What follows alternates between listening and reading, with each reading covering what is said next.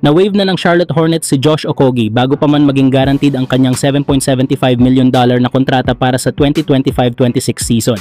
At ngayon, posibleng makahanap ng bagong tahanan ang 26 years old na defensive specialist at ito'y maaaring sa Los Angeles Lakers. Sa kabila ng pagkakaroon ng 15 standard contracts sa roster, may posibilidad na magbukas muli ng slot ang Lakers kung tuluyang iwa-wave si Shake Milton bago maging guaranteed ang kanyang $3 million na sahod ngayong linggo. Ayon sa ulat, kung pipiliin ng Lakers na magpalit ng mas maaasahang piraso, si Okogie ang perpektong fit para sa kanilang rotation. Kilala si Okogie bilang isang elite perimeter defender, isang bagay na nawalan ng Lakers ngayong off-season matapos ang pag-alis ni Dorian Finney-Smith. Sa 7 taon niya sa NBA, bitbit ni Okogie ang karanasang makipagbanggaan sa mga top wing scorers sa liga. Nakapagtala siya ng career averages na 6.3 points, 3 rebounds at 0.9 assists per game, habang bumubuti ang kanyang shooting efficiency, kasama na ang 44.3% field goals at 34.8% mula sa 3-point range nitong huling season.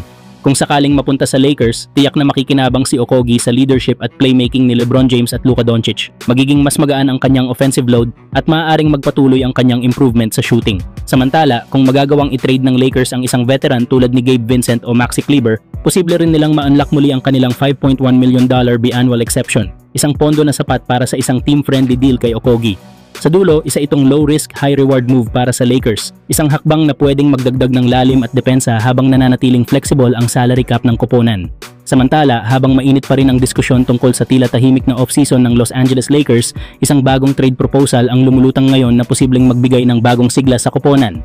Ayon sa ulat ng LA Sports Hub, plano ng Lakers na ipadala sina Jared Vanderbilt at Gabe Vincent sa Washington Wizards kapalit ni Marcus Smart, dating Defensive Player of the Year at cornerstone noon ng Boston Celtics. Matapos palayain si Dorian Finney-Smith at kunin sina Jake LaRavia at DeAndre Ayton, tila hindi pa rin kumbinsido ang maraming fans na mas lumakas ang roster ng Lakers. Kaya naman, kailangan na raw ni GM Rob Pelinka ng isang agresibong hakbang para masalba ang off-season at magbigay ng bagong pag-asa para sa paparating na 2025-26 season. Sa nasabing projected trade, makukuha ng Lakers si Marcus Smart, isang veteranong guard na kasalukuyang nasa final year ng kanyang kontrata. Bagamat bumaba na ang kanyang laro at nabawasan ang kanyang laro sa nakaraang 2 seasons dahil sa injury, nananatili pa rin siyang valuable presence sa court dahil sa kanyang leadership, toughness, at playoff experience.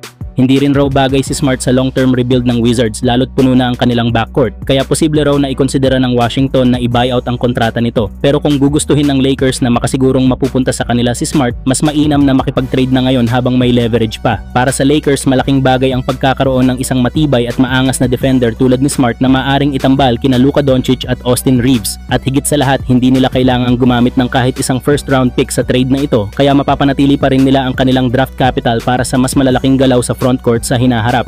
Samantala, para sa Wizards, may makukuhang 2 solid veterans na sila Vanderbilt at Vincent. Parehong struggling pero may potential pa rin na ma-revive ang value kung gagamitin ng maayos. Hindi man ito agad magpapasok sa Lakers sa championship conversation, malinaw na ito ay isang hakbang patungo sa mas competitive na direksyon. Samantala, matapos naman ang ilang linggong usap-usapan tungkol sa posibleng pag-alis ni LeBron James mula sa Los Angeles Lakers, mukhang tuluyan ng tinuldukan ng King ang lahat ng espekulasyon. Ayon sa ulat ni Dan Woike ng The Athletic, nananatiling aktibo at konektado si LeBron sa Lakers organization. Patunay ang kanyang presensya sa Summer League games upang suportahan ang kanyang anak na si Bronny James. Sa podcast na The Low Post ni Zach Lowe ng ESPN, ibinahagi ni Woike ang kanyang obserbasyon. Normal lang ang kilos ni LeBron. Nakaupo siya courtside, palakpak sa Lakers, nakikipag-usap sa coaching staff. Si Greg St. Jean nga, halos isang quarter siyang katabi ni LeBron. Hindi lang si LeBron ang nagpapakitang buo pa rin ang relasyon ng pamilya sa franchise. Napansin din ng mga insiders na nakaupo si Savannah James, asawa ni LeBron, katabi si Linda Rambis, isang prominenteng advisor ng Lakers at kilala sa pagiging malapit sa mga star players ng koponan. Ito ang ginagawa ng Lakers ng mahusay. May personal touch sila, pinapalakas nila ang koneksyon sa mga pamilya ng kanilang players, dagdag pa ni Woike. At kung titingnan mo si LeBron, parang wala siyang balak na umalis. Sa kabila ng mga spekulasyon at trade rumors na kumalat nitong off-season, tila mas malinaw na ngayon ang direksyon ni LeBron, manatiling Laker habang pinapanday ang NBA career ng kanyang anak na si Bronny. Isa itong positibong senyales para sa fans ng Lakers, lalo na't may mga lumabas na ulat kamakailan tungkol sa interes ng ibang teams sa serbisyo ng 4-time NBA champion.